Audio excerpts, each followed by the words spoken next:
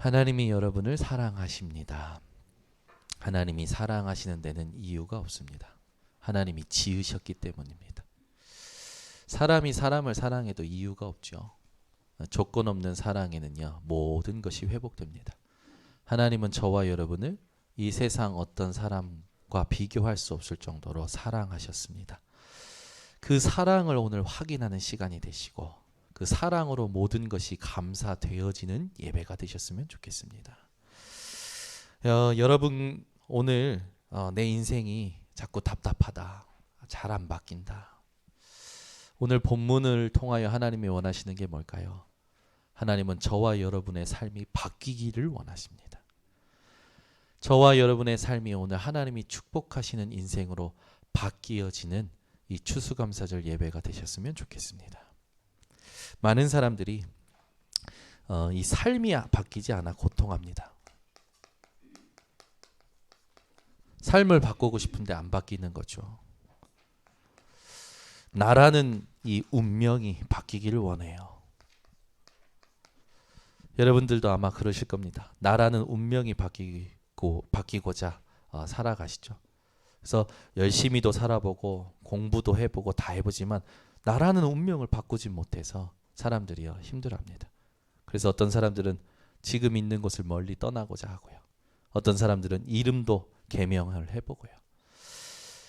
세상의 방법으로 나라는 운명을 바꿔보고자 노력하고 열심히 살아보지만 안 되죠. 왜 그럴까요? 오늘 그 이유를 여러분들이 말씀 속에서 찾으셔야 되고 오늘 말씀을 통해서 여러분의 운명이 완전히 바뀌는 시간 되시기를 바랍니다. 또 있죠. 사람들이요 살아가면서 이 사람이라는 게 안 바뀌는 걸 보는 거죠. 사람이라는 게 안 바뀌는 거예요.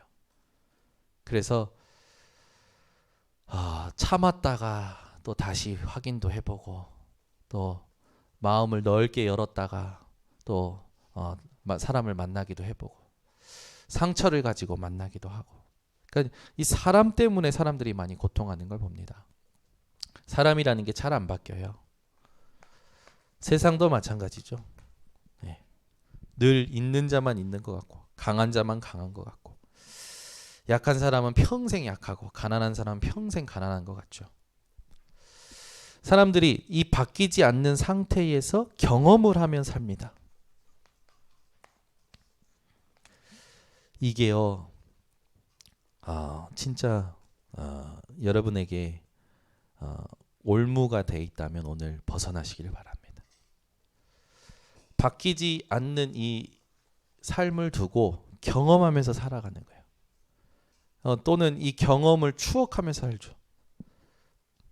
이 경험이 왜 무서우냐면 바뀌지 않는 상태에서 경험하니까 묶입니다. 묶여요. 그 내가 경험한 게 진리라고 생각하는 거죠.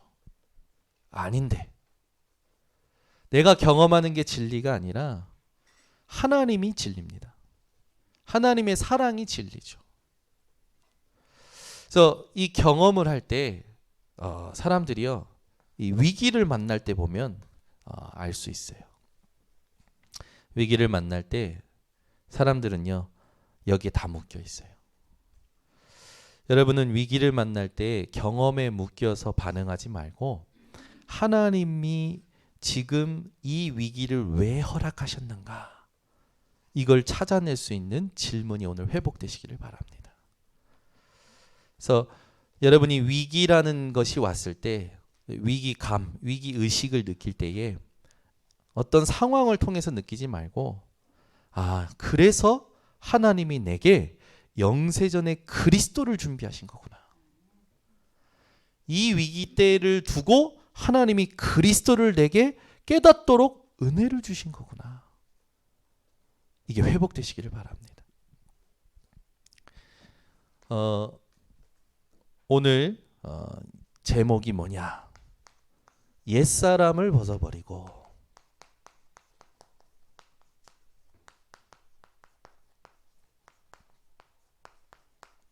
새 사람을 입으라.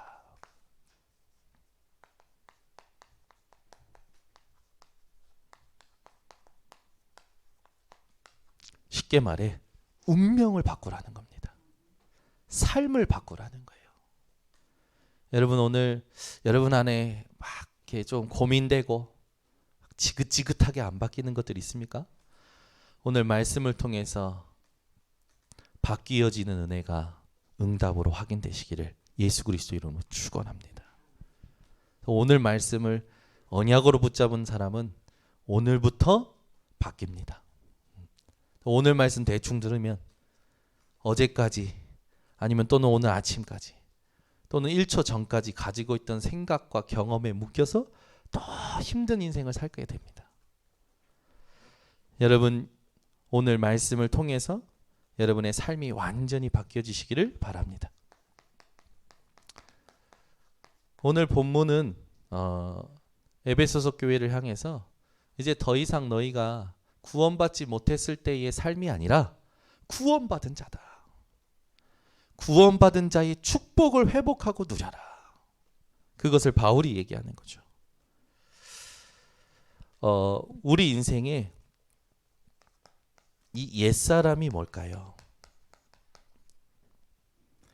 오늘 보면 17절에 한번 성경 본문을 보세요. 17절. 그러므로 내가 이것을 말하며 주 안에서 증언하노니 이제부터 너희는 이방인이 그 마음에 허망한 것으로 행한 같이 행하지 말고 삶을 살 때 이방인들이 했던 마음에 허망한 것 이거를 따라 행하지 말라는 거죠. 그럼 마음에 허망한 것 이게 뭘까요? 무언가를 하는데 아무런 목적도 의미도 없는 거예요. 뭔가를 하긴 해. 근데 아무런 목적도 의미도 없는 거예요. 자, 예를 들어 보겠습니다. 어떤 한 가족이 소풍을 갑니다. 그래서 이것저것 챙겼어요. 먹을 것을 챙기고 앉을 것을 챙기고 놀 것을 챙겼습니다. 그래서 자기들이 목적한 곳에 도착했어요. 그래서 돗자리를 피고 먹을 걸 꺼내서 순식간에 먹고 다 이제 정리해서 차에 싣고 집으로 옵니다. 행복한 삶입니까? 여러분은 어떻게 느껴지십니까? 자칫 잘못하다 보면 우리가 뭔가를 하긴 하는데 아무런 의미도 아무런 목적도 없이 하게 된다라는 거죠. 우리는 먹고 가는 인생이 아니라 의미를 찾는 인생이 되셔야 되고 하나님이 원하시는 목적을 찾아내는 인생이 돼야 됩니다. 세상 사람들은 잘 먹는데 의미를 두죠. 잘 자는데 의미를 둡니다. 잘 사는데 의미를 둡니다. 그러면 반대로 잘 먹고 잘 사는 부자들은 왜 행복하지 않을까요? 왜 자살을 선택할까요? 왜 이렇게 가정의 불화가 끊이지 않을까요? 한번 질문해 봐야 되지 않겠습니까? 여러분들이 무조건 부자 되려고 살지 마시고 무조건 잘 살려고 살지 마시고 무조건 행복을 찾아서 사지 마시고 이미 나보다 더 가진 사람, 더 배운 사람들이 가졌는데도 불구하고 해결하지 못하는 문제 때문에 고통하고 있다니까요. 기준을 어디다 둬야 되겠습니까? 먹는 데다가 두지 마세요. 갖는 데다 두지 마세요. 배우는 데다 두지 마시고 인생이 무엇인지 하나님 앞에서 의미와 목적을 찾아내시기를 바랍니다. 18절을 보세요. 그들의 총명이 어두워지고 그들 가운데 있는 무지함과 그들의 마음이 굳어짐으로. 이 무지함은 뭘 말합니까? 하나님을 모르게 된 거예요. 굳어짐은 뭘 말합니까? 깨달을 수가 없는 거예요. 지금 일어나는 일이 하나님의 계획이 있음에도 불구하고 하나님의 계획을 깨닫지 못하는 게 굳어진 겁니다. 여러분에게 지금 오는 모든 사건과 문제는요, 하나님의 주권과 계획 속에서 주어지는 거예요. 근데 그 하나님의 주권과 계획이 깨달아지지 않는 게 굳어져 있다라는 겁니다. 오늘 혹시 여러분 위기를 만났습니까? 어떤 문제 사건과 상황을 만났습니까? 하나님의 주권 속에서 하나님이 계획을 가지고 허락하셨다라는 걸 여러분들이 두고 질문을 하셔야 됩니다. 그러면 하나님께서 여러분 속에 계신 성령으로 알게 하실 겁니다. 무지함과 굳어짐에 사람들이 묶여서 살아가는 거죠. 하나님의 생명에서 떠난 죄인의 상태입니다. 이 죄인의 상태는요, 인생의 어떤 이 방법으로도 해결할 수가 없는 거죠. 19절에 보니까 뭐라고 나오냐, 그들이 감각 없는 자가 돼요. 이 정도가 아니에요. 무지와 굳어짐 정도가 아니라 감각이 없대요. 그 말은 뭡니까? 마비되었다라는 거죠. 무엇에 마비된 겁니까? 죄에 대하여 마비돼 버린 거예요. 뭐가 진짜 문제인지 모른다라는 거죠. 내가 이게 잘못하는 건지 바르게 하는 건지. 세상은 그러잖아요. 세상은 목적만 달성하면 수단이 방법이 정당화되어지는 처세술에 의해서 살아가지 않습니까? 여러분은 처세술에 의해서 살아가지 말고 하나님의 뜻을 발견하는 집중함으로 살아가시기 바랍니다. 여러분, 사람들이요, 자기 이익만 된다면 방법이 나빠도 가는 사람들이 있어요. 자기 목적을 위해서는 체면이고 뭐고 뭐 바른 거고 양심이고 뭐고 아무 개의치 않는 사람들이 있습니다. 그런 사람들이 마비된 사람이에요. 여러분들은 마비된 상태로 살아가는 저주 속에서 빠져나온 분들입니다. 이사야 6장에 보면 이스라엘의 멸망이 나오는데요. 하나님께서 이사야를 부르십니다. 이사야 선지자를 부를 때 이사야가 하나님 나 여기 있습니다. 나를 보내소서라고 얘기합니다. 그때 어디로 갈까요?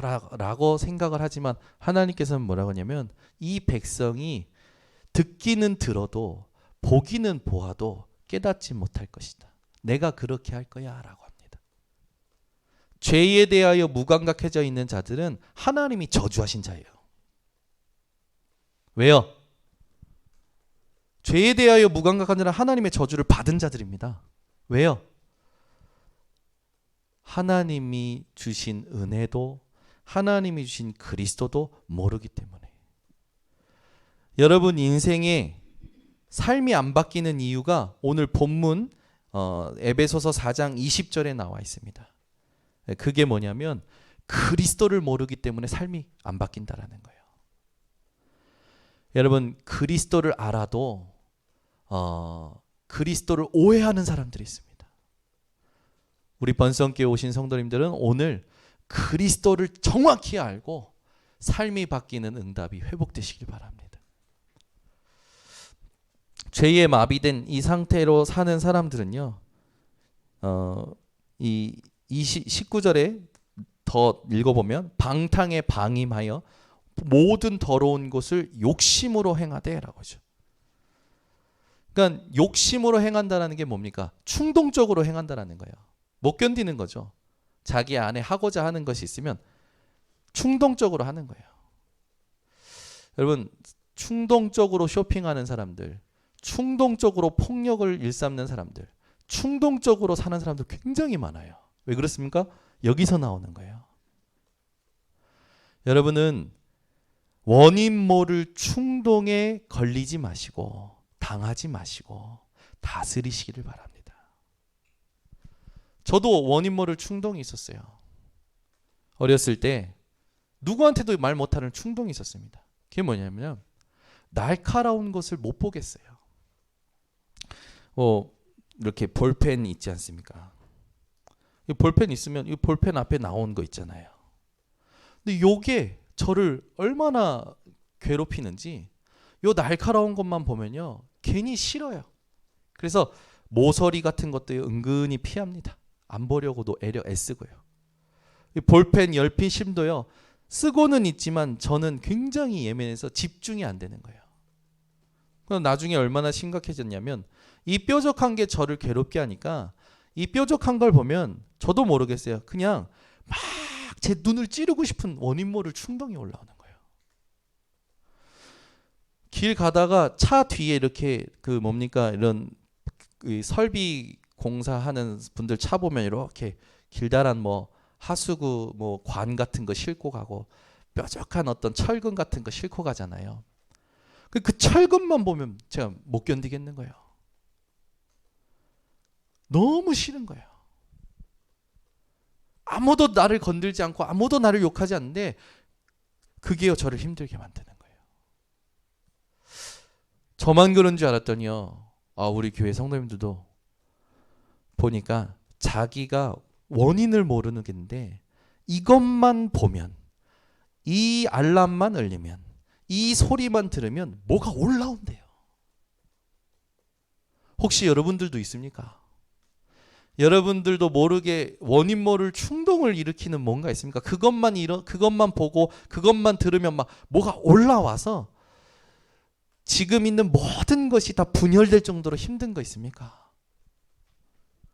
그걸 바로 성경에서는 뭐라 하냐? 영적 문제라고 합니다. 약을 먹어도 안 되는 거죠.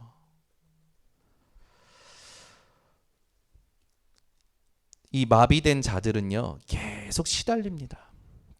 근데 더 무서운 건 자기가 병든 줄 모르고 살아가는 거예요.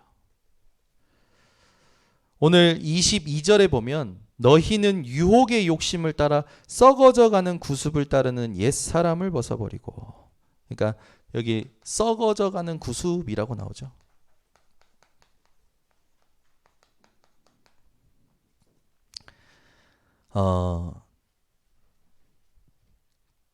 죄라는 것은요 계속 우리를 썩게 만듭니다. 여러분이 오늘 이 옛사람, 이 죄의 문제에서 해방되기를 하나님이 원하시는 거예요. 그 해방되는 길이 그리스도입니다. 열심이 아니고요, 공부가 아니고요, 그리스도입니다. 오늘 그리스도가 여러분에게 딱 붙잡아지는 시간 되시길 바랍니다. 로마서 1장 21절에서 25절 같이 한번 찾아보겠습니다. 지금 오늘 본문은 표시를 해놓으시고 로마서 1장 21절부터 25절, 로마서 1장 21절부터 25절. 이 옛사람이라는 삶의 진짜 중요한 이 결과가 뭔지 로마서 1장 21절에서 25절 다 찾으신 줄 알고 같이 함께 합독합니다. 하나님을 알되 하나님을 영화롭게도 아니하며 감사하지도 아니하고 오히려 그 생각이 허망하여지며 미련한 마음이 어두워졌나니 스스로 지혜 있다 하나 어리석게 되어 썩어지지 아니하는 하나님의 영광을 썩어질 사람과 새와 짐승과 기어다니는 동물 모양의 우상으로 바꾸었느니라. 그러므로 하나님께서 그들을 마음의 정욕대로 더러움에 내버려 두사 그들의 몸을 서로 욕되게 하게 하셨으니 이는 그들이 하나님의 진리를 거짓 것으로 바꾸어 피조물을 조물줄보다 더 경배하고 섬김이라. 주는 곧 영원히 찬송할 이시리로다. 아멘. 옛사람의 가장 큰 문제가 뭡니까? 우상 숭배예요. 하나님의 영광된 것을 썩어질 것으로 바꾸는 거죠. 조물주 대신 하나님을 경배하는 것이 아니라 하나님께서 만드신 것들, 피조물을 경배한다라는 겁니다. 생각해 보세요. 불교에 가면 사람들이 무엇에다 절합니까? 사람의 손으로 만든 불상에다가 절을 하죠. 여러분, 사람이 만들었어요. 사람이 물을 떠놓고 빌듯이 자기 손으로 한 것에 사람들이 자기 신으로 삼고 자기의 기도를 드리거든요. 그걸 바로 뭐라고 하냐? 성경에서는 우상숭배라고 합니다. 옛사람에 빠진 사람들은 우상숭배 속에서 살다가 하나님의 진노를 받게 되죠. 어느 정도냐? 우상숭배할 때 출애굽기 20장 4절에서 5절. 하나님은 우상숭배를 나를 미워하는 자라고 간주하십니다. 그러면서 질투하는 하나님인즉 나를 미워하는 자의 죄를 갚되 아비로부터 아들에게로 3, 4대가 하나님의 재앙을 받죠. 그래서 우상 숭배 많이 하는 가문을 보세요. 제사 많이 지내는 가문 보세요. 장남이 안 됩니다. 장남만 안 되냐? 가문이요 점점 안 돼요. 그래서 여러분들이 주변에 한번 생각해 보세요. 무속인 집안 생각해 보세요. 무속인요 엄청 우상 숭배 심하고 제사 많이 드리거든요. 또 종갓집 한번 생각해 보세요. 우상 숭배 제사 많이 드리거든요. 반드시 후대에게 문제 옵니다. 지금 안 왔을지언정 앞으로 오게 됩니다. 우리 교회 성도님들도 이 현장에 있다가 하나님의 은혜로 옛사람에서 빠져나와서 지금 이 자리에서 예배드리고 있죠. 왜 나는 잘 운명이 안 바뀝니까? 조상이 우상 숭배한 죄로 말미암아 여러분은 지금 안 될 수밖에 없는 상태에 있는 거죠. 자꾸 안 된다는 생각뿐만 아니라 포기하고요, 좌절하고요, 실패하고요, 계속 반복되면서 혼자 고립되는 사람들도 있죠. 분명히 우상 숭배한 결과입니다. 우리 번성교회 성도님들이 이 옛사람의 상태에서 빠져나오도록 하나님의 은혜를 입었다라는 사실을 오늘 기억함으로 모든 것을 감사할 수 있는 추수감사절 예배가 되시기 바랍니다. 바울도 복음을 전했을 때 아까 우리가 얘기했던 이사야 6장 9절에서 10절의 말씀대로 사도행전 28장 26절에서 28절에 그 말씀을 인용합니다. 복음 전하는데 유대인이 안 들어요. 그리스도 말하는데 안 듣단 말이에요. 그들에게 이사야 6장 8절에서 9절에서 10절의 말씀을 들면서 너희에게 전한 이 복음을 너희가 듣지 않았기 때문에 이 복음이 이방인에게로 향한다라는 말을 합니다. 우리 인생이 복음 깨닫지 못하면요, 이 복음의 은혜가 다른 곳으로 전달되는 거죠. 여러분 개인에게 임한 복음의 은혜가 후대와 가정과 가문에 임하도록 오늘부터 이 복음에 집중하시길 바랍니다. 이 복음을 모르는, 그리스도를 모르는 사람들은 이런 식으로 살아가는 거예요. 근데 저와 여러분이 새 사람 됐다라고 오늘 말씀에 나오죠. 삶이 바뀌었어요. 그리스도로 바뀌었어요. 그래서 우리 보고 뭘 말하냐면 25절에 보니까 더불어 참된 것을 말해라. 바울이 굉장히 중요한 단어를 씁니다. 더불어 참된 것. 여러분은 어디에서 누구랑 있든지 함께 하나님이 주신 것을 말할 수 있는 새 사람을 입고 살아가시기 바랍니다. 26절 27절에는요. 분을 내어도 분을 품지 말라라. 그러면서 뭐라 하냐면 마귀로 틈을 주지 말아라 라고 하십니다.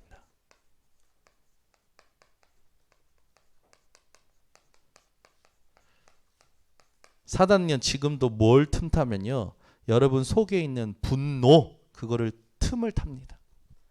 어떤 사람을 향한 분노 있겠죠. 그 분노가 커지면요, 그게 모든 신경과 세포에 전달됩니다. 어느 날 여러분 사람이 사람을 죽이고 토막살인한다? 그건요, 그 분노가 신경과 세포까지 완전히 퍼진 겁니다. 어떻게 사람이 사람을 죽이고 토막을 내서 버릴 수가 있겠습니까? 이렇게 하도록 끔찍한 일을 일으키도록 누가 틈을 노린다고요? 마귀가 틈을 노린다고요. 이 사단에게 틈을 주지 않도록 여러분들은 모든 분노를 다스리시길 바랍니다. 대부분 삶이 바뀌지 않기 때문에 경험하면서 분노가 있어요. 그래서 다음에 이런 일이 생기면 내가 그때는 당하지 않겠다라고 자기 나름대로 계속 생각합니다. 여러분은 내 생각 속에서 내가 상처받지 받지 않기 위한 방어적인 어떤 준비를 하는 게 아니라 이런 일들이 계속 반복될 수밖에 없는 근본적인 원인을 알고 하나님이 주신 답으로 이것을 발판 삼고 여기 묶인 자들을 뽑아내라고 하나님이 주신 새 사람을 누리셔야 됩니다. 여러분 오늘 안에 내 안에 있는 분노가 어디에서 와 있는 건지 한번 보세요. 분노가 있는 사람은 어떤 사건이나 어떤 이 상황이 생기면 일어나기도 하죠. 술을 마시면 또 일어나기도 합니다. 손해가 오면 일어나기도 하죠. 트라우마처럼 딱 가지고 있는 사람들이 있어요. 사단은요 그걸 알고 그것으로 길을 냅니다. 여러분에게 들어왔다 나갔다 하는 생각을 넣어다주는 길을 삼아요. 마귀의 모든 들어오는 길을 차단하는 오늘 여러분 믿음이 그리스도로 회복되시길 바랍니다. 28절엔 뭐라고 하냐면 선한 일을 해라. 선한 일이 뭡니까? 하나님 보실 때 무엇이 선한 일입니까? 못 먹는 사람 먹게 해주는 거, 돈 없는 사람 구제해 주는 거 선한 일이겠죠. 그러나 하나님 보실 때 가장 선한 것은 그리스도가 그리스도 되게 하는 것이고 그리스도를 전달하는 거예요. 그러니까 그리스도를 못 깨달으면 교회에 와도 그냥 한 번 왔다 가는 거죠. 29절에 보면 선한 말을 하려라고 합니다. 말이 얼마나 중요한지 여러분 아시죠? 말 얼마나 이 말에 대해서 성경의 야고보서는요 이 말이요 불과 같다고 했어요. 불. 모든 것을 태울 수 있는 게 말이다. 혀다라고 얘기하죠. 이 선한 말을 듣게 하여 오늘 본문에 뭐라며 은혜를 끼쳐라라고 합니다. 이 은혜는 뭘 말합니까? 하나님의 구원의 은혜입니다. 여러분 인생이요 이 상대방을 향해서 또 사람들을 향해서 구원의 은혜를 전달할 수 있는 말이 회복되시길 바랍니다. 30절에 보면 성령을 근심하게 하지 마라 라고 합니다. 성령은 언제 근심할까요? 여러분이 하나님의 뜻대로 하지 않고 내 생각대로 할 때 성령은 근심하십니다. 여러분이 하나님의 언약대로 하지 않고 내 계산대로 할 때 세상을 따라갈 때 성령은 근심하시죠. 31절에 보면 악독, 노함, 그리고 분냄, 떠듦, 그리고 회방, 모든 악의 이걸 버리라고 했어요. 여러분 속에 악한 악독, 노함, 분냄, 떠듦, 회방, 악의 여러분 이거 버리시기 바랍니다. 여기에서 정신 문제 오고요. 여기에서 육신 문제 오고요. 여기서 인간관계 문제 다 옵니다. 여러분은 이걸 싹 버리셔야 돼요. 그런데 이걸 버리려고 해도 안 버려지잖아요. 왜 그렇습니까? 내가 저 속에 묶여서 경험한 게 상처로 있기 때문에 안 버려지는 거예요. 여러분 속에 상처로 있는 그 부분에 오늘 하나님께서 주시는 답이 회복되셔야 됩니다. 많은 사람들이요 나라는 그 속에서 경험한 것들로 인해서 살아갑니다. 여러분은 경험이 진리가 아니라 그리스도가 진리임을 오늘 답으로 드셔야 돼요. 그래서 일단 옛사람은 어떻게 사는지, 새 사람인 구원받은 자는 어떻게 사는지 우리가 그냥 말씀을 가지고 정리하는 겁니다. 중요한 건 이제 3번과 결론인데 오늘 여기 보면 새 사람은요 인자하게 또 불쌍히 여김과 함께 뭐하라고 하냐면 용서하라고 하죠. 여러분 모든 사람 용서하셨습니까? 용서가 되십니까? 절대 안 된다고 얘기 나왔습니다. 이게 내가 힘이 있어야 용서가 되죠. 그죠? 여러분 진짜 용서가 되시냐고요? 용서가 모든 사람 용서할 수 있냐고요? 이 뒤에 말씀을 보면요. 32절 끝에 보면은 그리스도께서 너희를 용서하심 같이 너희도 용서하라고 되어 있어요. 하나님이 우리를 용서하셨답니다. 이렇게 사는 우리를. 그 은혜를 알고 그 사람도 이 속에 빠져서 자기가 어쩔 수 없이 그렇게 사는 거기 때문에 그리스도가 필요한 걸 보라는 거예요. 용서하라는 건 이 사람에게도 그리스도가 필요하구나. 그걸 보는 게 용서라는 겁니다. 그죠? 우리가 어떻게 사람을 용서할 수 있습니까? 이 땅에 나랑 맞는 사람이 있나요? 없어요, 여러분. 여러분이 사람을 볼 때 이 사람에게 이런 나에게 그리스도가 필요했듯이 이 사람에게도 그리스도가 필요하구나. 그게 보는 게 용서예요. 그러면 우리가 여기에 묶여서 살았던 것이 깨달아지고 하나님께서 이렇게 살라는 것을 이제 알았습니다. 이건 뭐 여러분들이 말씀 읽어보면 바로 이해하실 수 있는 거죠. 그런데 이게 우리가 실천할 건데 이게 우리가 해야 되는 겁니까? 되어지는 겁니까? 되어지는 거예요. 언제 되어집니까? 그걸 오늘 답을 내리셔야 됩니다. 그래서 여러분들이 먼저 알 게 있어요. 적용을 잘해야 돼요, 여러분. 들으면 뭐합니까? 적용이 안 되는데. 말씀 들으면 뭐예요? 공부하면 뭐하냐고요. 직분 받으면 뭐합니까? 하나님께서 나를 이렇게 만드신 복음이 적용이 안 되는데. 신앙생활은 여러분 적용을 잘하는 겁니다. 여러분 오늘 그리스도가 내 인생에 정말로 누려지고 적용되시기를 바랍니다. 그래서 중요한 게 뭐냐면 여러분이 모든 일을 할 때 그리스도로 한다라는 건 상태입니다. 상태. 이게 키예요. 여러분이 어떤 상태에서 어떤 일을 하냐가 답니다. 그렇죠?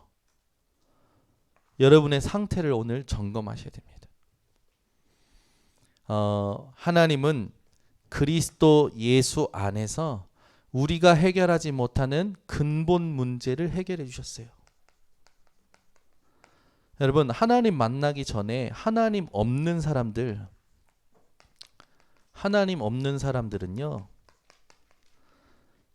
이렇게 살 수밖에 없는 근본 문제가 있었는데 모르는 겁니다. 근본 문제가 뭡니까? 이거 모르기 때문에 지금 자꾸 드러난 문제로 시비하고 드러난 문제로 상처받고 드러난 문제로 시달리다가 가는 거예요. 근본 문제가 뭡니까? 하나님 떠난 겁니다. 그래서 상태가 어떤 상태냐? 고아와 같은 상태예요. 이 인천에 요즘은 고아원이라고 안 하고 보육원이라고 하더라고요. 그래서 우리 교회 이 RUTC 준비하는 청년들이 인천 현장에 이 고아가 몇 명인가 알아보기 위해서 알아보다가 요즘은 고아원이라고 안 한대요. 보육원이라고 한대요. 보니까 이 지금 그 보육 시설에서 관리받고 있는 이 고아들이 한 580명 지금 인천에 있는 걸로 집계가 되어 있어요. 뭐 통계가 그렇게 되어 있으니까 그 외에도 많겠죠. 여러분 꼭 부모가 없는 게 고아입니까? 한번 생각해 봐야겠어요. 근데 근본적으로는 뭐냐면 하나님 떠난 게 고아입니다. 하나님 떠나서 어떤 상태예요? 늘 불안한 거예요. 그래서 하나님 떠나 고아와 같이 된 자들은요 보고 있지만 보는 게 아니에요. 듣고 있지만 듣는 게 아니에요. 여러분 이 불안 속에 있는 사람들은요 어떻게 보면 눈뜬 봉사요, 그죠? 들을 수는 있는데 듣지 못하는 농아인들과 같아요. 이 사람들이 무엇에 묶여 있냐면 자기들도 모르는 원죄에 묶인 거예요. 하나님 떠난 원죄. 그래서 태어나자마자 자기도 원하지 않는데 영적인 신분이 마귀의 자녀라. 사단에게 딱 붙잡힌 거예요. 그래서 사단에게 붙잡힌 자들이여 운명을 바꿔보려고 점치고 굿하고 부적 쓰고 오만 가지 다 해봅니다. 답이 안 돼요. 제사 왜 하냐고 물어봤어요. 그랬더니 부모님이 해서. 그럼 부모님은 왜 했어요? 그 위에 부모님이 해서. 그럼 그 위에 부모님은 왜 했어요? 몰라요. 제사가 언제 유래됐고 이 제사를 드리면 어떤 영적인 문제가 일어나는지 전혀 몰라요. 그냥 위에서 했으니까 했대. 말하자면 이런 거야. 좋은 게 좋은 거다. 그래서 제가 그런 분들에게 질문해요. 아니 부모님이 이렇게 밥상 차리면 오신이에요. 온대요. 잡수시고 가냐고. 잡수시고 가신대요. 그럼 왜 1년에 한 번만 해요? 그랬더니 대답을 못하고 벙 찌셨어. 힘들다고. 근데 누가 힘든겨요? 아니 제사하면 여러분 제사하면 부모님이 온대요. 맞아요? 아니에요. 절대 아니에요. 제사하면 귀신이 옵니다. 귀신이 부모 흉내내는 징그러운 게 제사예요. 고린도전서 10장 20절에 하나님께서 얘기하시잖아요. 나는 너희가 귀신과 교제하는 자 되기를 원하지 아니하노라. 제사는 원래 하나님께 드리는 예배입니다. 이걸 사단이 자기가 영광 받기 위해서 취한 거예요. 한 선비가 부모와 멀리 떨어져 있는 거예요. 그래서 멀리 떨어져 있는 그 부모가 있는 곳을 향해서 부모를 공경하는 마음으로 밥상을 놓고 절을 했는데 그게 제자들 보기에 좋았던 거라. 제사의 유래 한번 여러분 찾아보시면 나옵니다. 그런데요, 이 제사 드리면 좋은 일이 일어나는 게 아니라 성경과 또 역사 속에서 우리가 잘 알지만 제사 드릴 때 귀신이 역사합니다. 이 귀신이 개인과 가정과 후대를 완전히 망쳐요. 여러분 제사 자체의 마음은 부모를 공경한다는 마음은 좋습니다. 그러나 그 마음을 이용해 가지고 누가 영광을 차지하냐? 사단이라는 보이지 않는 존재가 영광을 차지하는 거예요. 우리가 예배드려야 될 대상은 오직 하나님뿐입니다. 여기에 묶여서 살아가는 거예요. 이 근본 문제에 묶여서 사람들이요, 나라는 걸 찾지 못하고 살아가야 되니까 육신이 중요하고 물질이 중요해서 성공을 두고 막 달려갑니다. 그래서 오래된 문제가 생겨났어요. 나랑 육신과 성공을 위해서는 뭐든지 하는 거예요. 배웠다라는 정치인도 박수무당을 끼고 정치합니다. 지금 우리나라 대통령들 문제가 아니고 원래 하나님 떠난 인간들은 무속인 끼고 산 거예요. 여러분들은 하나님의 말씀으로 사시길 바랍니다. 오늘의 운세 보지 말고 오늘 운세 보지 마시고 내 띠가 무슨 띠네, 개띠네, 용띠네 살지 말고 오늘 역말살이 있다네 없다네 그렇게 살지 말고. 사람들 희한해요. 지난번에 우리 무속인 캠프 할 때 갔는데 들어가자마자 그냥 막 터져서 이렇게 막 나오더라. 오늘 부천의 어느 시장 가서 복권 사래. 오늘 가서 사래. 꼭 사야 된대 오늘. 누구한테? 저희 집사람한테. 막 사라는 거예요. 그래가지고 무속인하고 대화하고 나오는데 우리 둘이 이야기했어요. 오늘 가서 복권 사볼까? 사람들이 그런 식으로. 여러분 혹시 누가 여러분에게 그 허무맹랑한 소리를 할 때는 흘려 들으시기를 바랍니다. 한번 믿어나 볼까 해가지고 가지 마시고. 이번 주 강단 말씀이 뭐였지? 무속인이 점쳐주는 말보다 강단 말씀에 사로잡히기를 바랍니다. 사도행전 14장에 정치인이 무속인한테 붙잡혀 있어요. 대통령 선거 때마다 난리 나잖아요. 모든 경제인은 이번에 누가 당선되느냐 무속인 가서 점치고 그 대통령이 될 사람에게 라인 줄 서려고 찾아가서 묻잖아요. 대통령 되는 사람들은요 자기 옆에다가 두고 하잖아요. 아예 두고 내가 무슨 말을 해야 될지 뭘 선택해야 될지까지 무속인한테 물어봐요. 그게 지금 정치인들이 하는 거예요. 나 육신 성공을 위해서는 귀신하고도 손잡는 게 이 세상입니다. 여러분 귀신하고 손잡는 인생이 아니라 하나님의 자녀된 것을 감사하시기 바랍니다. 경제인들도 점치는 귀신 들린 여종 하나를 통해서 일하잖아요. 오래전부터 있었던 일이에요. 핸드폰을 다 조사해야 되는데 핸드폰에 오늘의 운세 앱 깔아놨는지 안 깔았는지 요즘은 뭐 타로점도 많잖아요.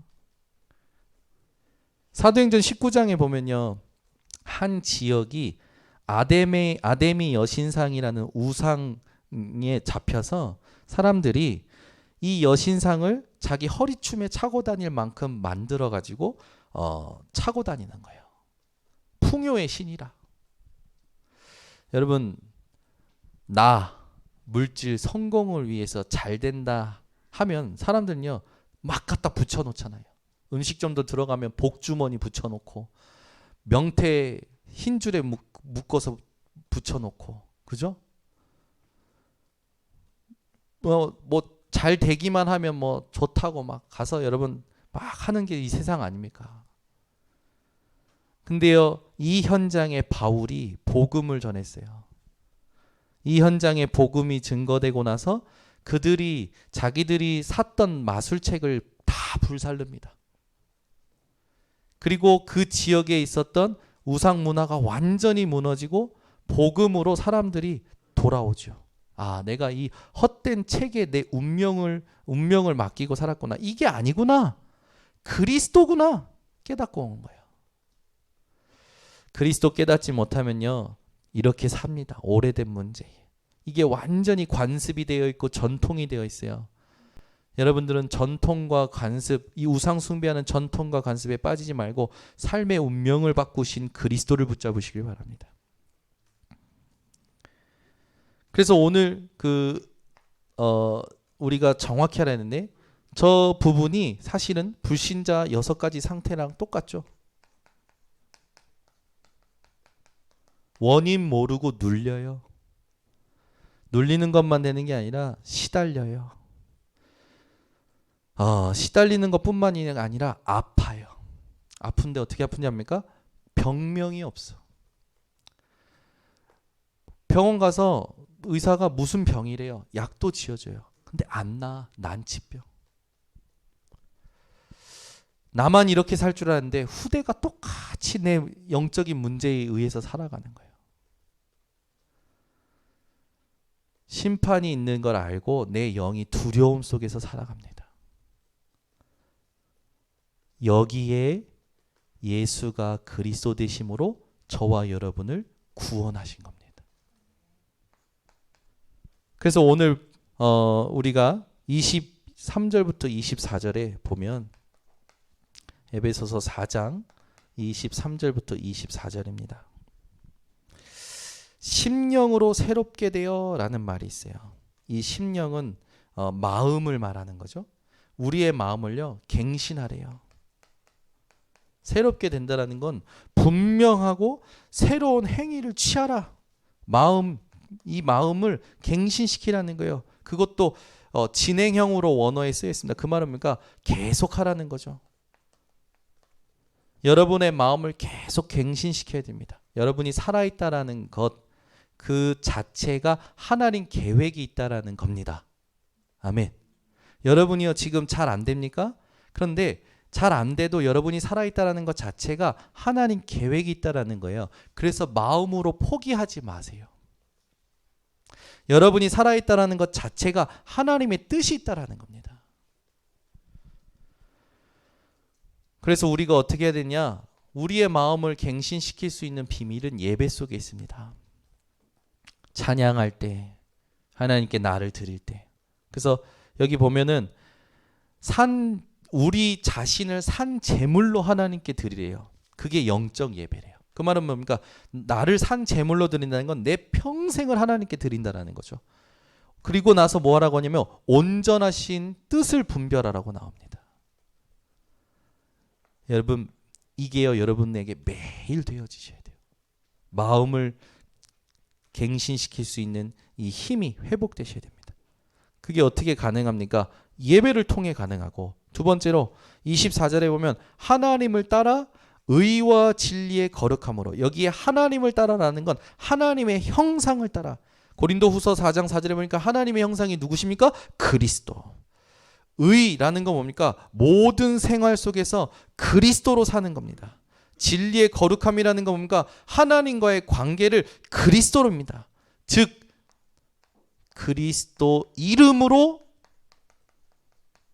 기도하라는 거죠. 여러분 인생이요, 그리스도의 이름으로 모든 걸 다스리시기를 바랍니다. 그래서 새 사람을 입으라 라는 말은 뭡니까? 성령의 다스림. 이걸 누리라는 거죠.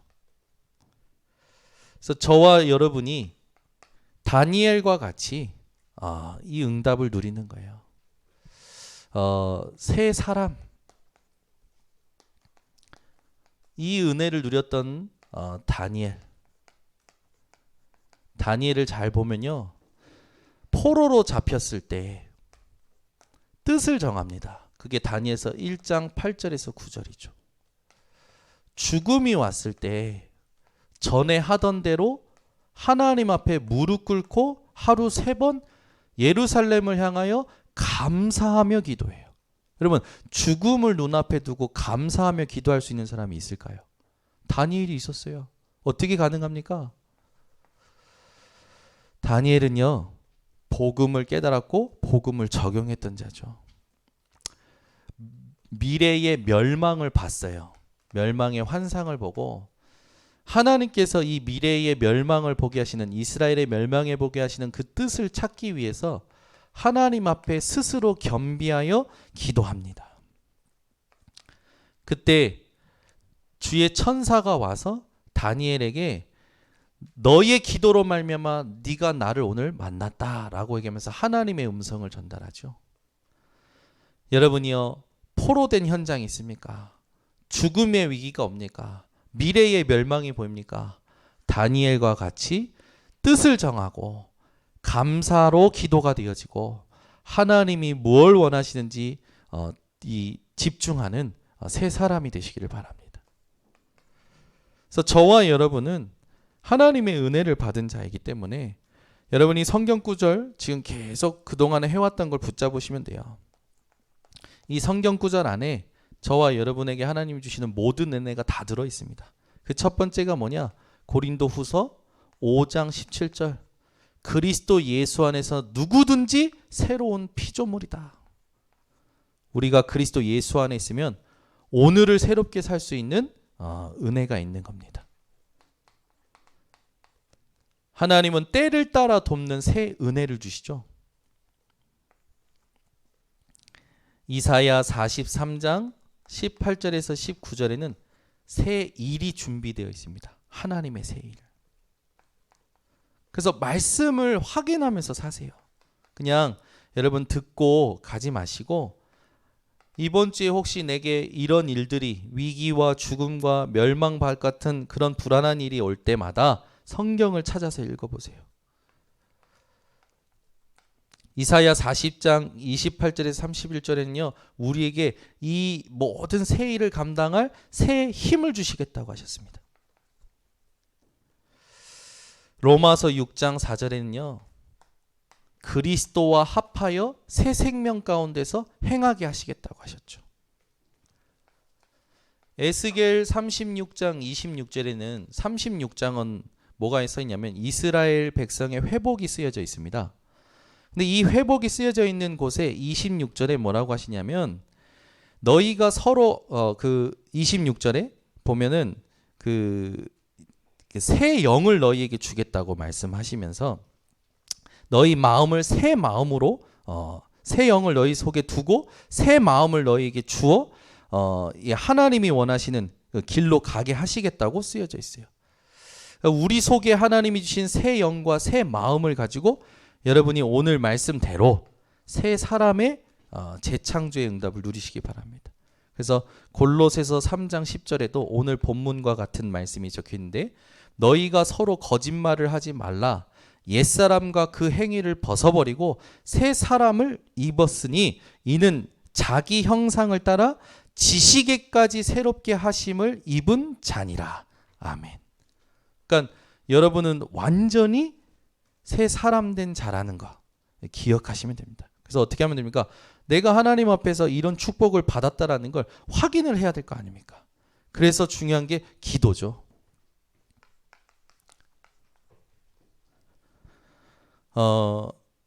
모든 것이요, 여러분. 이렇게 질문되셔야 됩니다. 지금 왜 이곳에 있느냐? 우리가 이 마음을 갱신하고 새롭게 하는 이 부분이 여기에 다 들어 있습니다. 그래서 나라는 존재가 나라는 존재의 실존적 의미가 여기서 찾아지셔야 돼요. 지금 내가 여기 왜 있지?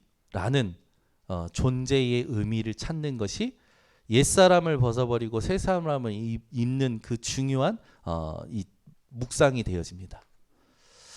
하나님의 자녀된 자들이 모인 교회가 왜 이 지역에 있지? 라고 질문할 때 하나님의 절대 의미가 찾아집니다. 그리고 여러분 현장에 주어진 것들이 있을 겁니다. 하나님께서 허락하신 거죠. 똑같습니다. 하나님이 이것을 내게 왜 지금 허락하셨느냐? 이걸 질문하는 인생이 하나님이 원하시는 의미를 찾는 인생이 되어지고 그 의미를 찾는 인생은 가치를 알고 작품을 남기게 됩니다. 여러분이 하루하루 살 때 작품을 남기는 인생을 사시기 바랍니다. 사람을 만나도요. 한 말 한 말이 그리스도를 알고 하나님을 드러내는 작품의 말이 되시길 바랍니다. 네. 여러분이 밥을 먹어도요. 작품을 남기면 돼요. 하나님은 저와 여러분에게 뭘 원하시냐? 우리의 존재의 의미가 하나님께 있음을 알고 삶을 바꾸기를 원하십니다. 그러니까 지금까지 우리는 익숙한 대로 살고 내 기호대로 살고 세상의 이익을 따라 살았단 말이에요.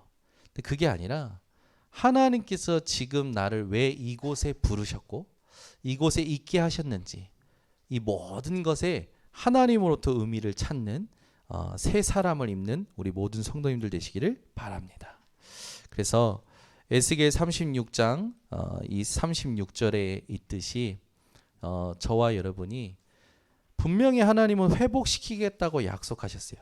하나님은 우리에게 새로운 삶을 살도록 사시겠다고 오늘 말씀을 약속하셨는데 거기에 뭐라고 나와 있냐면 내가 회복할 건데 그래도 이것이 너희에게 이루어 주기를 구하여야 할지라 라고 했습니다. 하나님의 약속이 내게 이루어지도록 기도하라는 거죠. 뭐 우리가 어떤 기도해야 될까요? 오늘 말씀 속에서 기도할 내용이 다 나왔어요. 여러분 인생이요. 오늘 하나님 앞에서 삶을 바꾸는 중요한 기도가 회복되시기를 바랍니다. 기도하겠습니다. 하나님 아버지, 오늘도 우리 번성교회 성도들과 함께 하나님이 에베소서 4장을 통해서 원하시는 것이 무엇인지 알게 하시니 감사드립니다. 우리 인생이 옛사람을 벗어버리고 새 사람을 입고 이 새 사람을 입게 하신 그리스도를 적용하는 인생이 되게 하시고 누리는 인생이 되게 하시고 나타내는 인생이 되게 하여 주시옵소서. 오늘부터 우리 인생의 실존적 의미, 교회와 현장의 모든 것의 실존적 의미를 하나님에게서 찾아내어 새 사람의 인생을 실제로 경험하는 한 사람 한 사람이 되도록 은혜 허락하여 주시옵소서. 예수 그리스도의 이름으로 축복하고 기도드리옵나이다. 아멘.